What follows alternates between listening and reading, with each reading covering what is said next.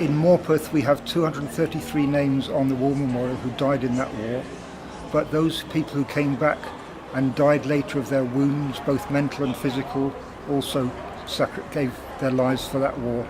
There are those people who didn't die, but they lived in torment for the rest of their lives after what they experienced.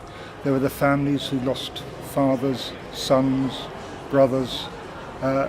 There were the young women left behind who never got the chance to raise families because their sweethearts had died in the war. And now with this flower festival in St James, which is open on Saturday, Sunday and Monday, there's a chance to see some of the stories of the people from Morpeth and to admire the beautiful flowers that have been arranged here and to remember them as they should be remembered.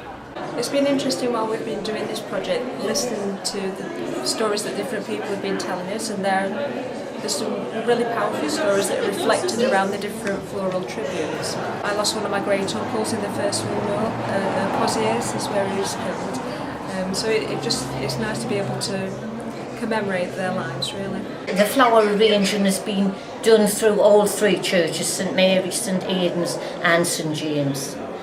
The church families all come together.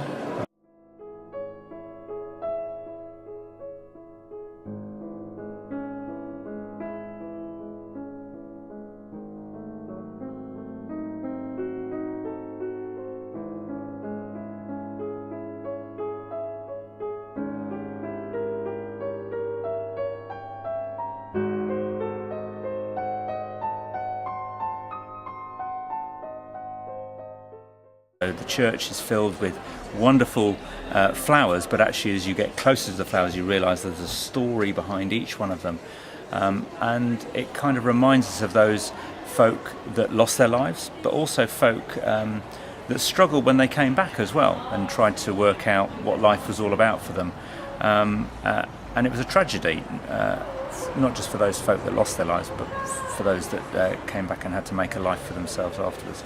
So we're spending the whole weekend doing that through a service. We have a service on Sunday, we've got a vigil service on Monday, and between 10 and 11 we're thinking about, we're going to use the same Westminster vigil service, which are prayers and thoughts and poems. We're going to blow out candles one by one, and then eventually by 11 o'clock all the lights will go out and we'll toll the bell 223 times, well 224 because we're going to remember the unknown soldier too, to remind folk in the village of those people that lost their lives in World War I.